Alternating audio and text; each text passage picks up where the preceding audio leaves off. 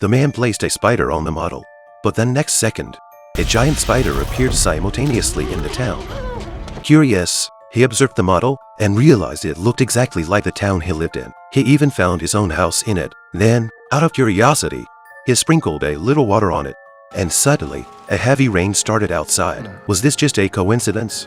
So, he sprayed a few more times, and unsuspecting passersby were drenched. But oddly enough, only the area he sprayed in started to rain, while the other side of the town remained sunny. Nick suddenly realized that this model town had the power to control reality. At that moment, he was like the god of this town, just as he was about to show off his new powers to Lisa.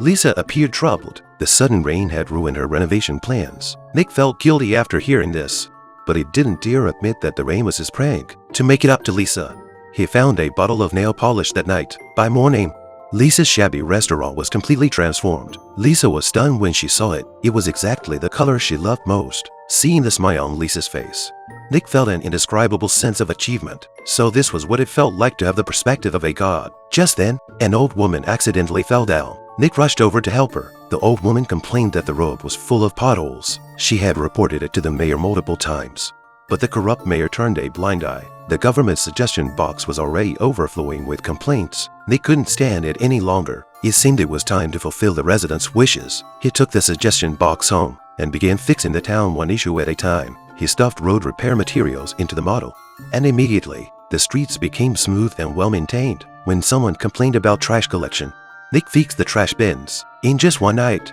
he had addressed all the complaints. Downstairs, the sound of a dog barking reached his ears. The little guy must have been hungry. That was no big deal.